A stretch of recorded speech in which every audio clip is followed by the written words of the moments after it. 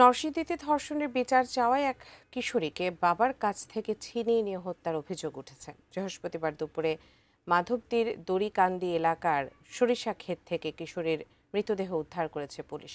এ ঘটনায় দোষীদের দৃষ্টান্তমূলক শাস্তির দাবি করেছে নিহতের পরিবার ও স্থানীয়রা। নরসিংদী থেকে সোহাগ মিয়ার তথ্য, ছবিতে ডেস্ক রিপোর্ট।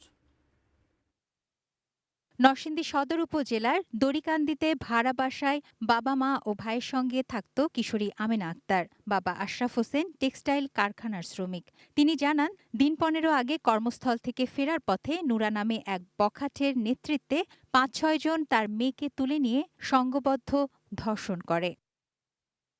বিচারের দাবিতে মহিষাসুরা ইউনিয়নের 9 নম্বর ওয়ার্ডের সাবেক মেম্বার আহমদ দেওয়ানের কাছে যায় আমেনার পরিবার। বিচারের বদলে তাদের এলাকা ছেড়ে চলে যেতে বলা হয়। এদিকে অভিযোগ করায় ক্ষুব্ধ হয় নুরার দল। বুধবার রাতে মেয়েকে খালার বাড়িতে রেখে আসতে যাচ্ছিলেন বাবা। পথে বীরপাড় এলাকায় নুরা ও তার সন্ত্রাসীরা বাবার কাছ থেকে ওই কিশোরীকে ছিনিয়ে নিয়ে যায়। রাতভর খোঁজাখুঁজি করেও তার সন্ধান মেলেনি। যেদিন দর্শন করছে তার 5 দিন পর আবার মেয়ের মনে খবর দেয় না, মারছে।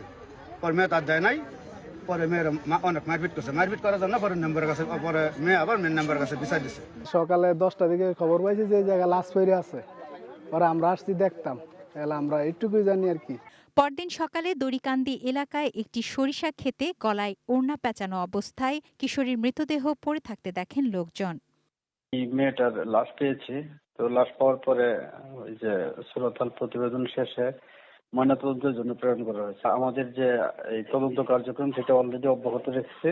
অভিযুক্ত নুরা ও তার বখাটে গ্যাং গা ঢাকা দিয়েছে। এলাকায় নেই সাবেক ইউপি সদস্য আহমদ দেওয়ানও।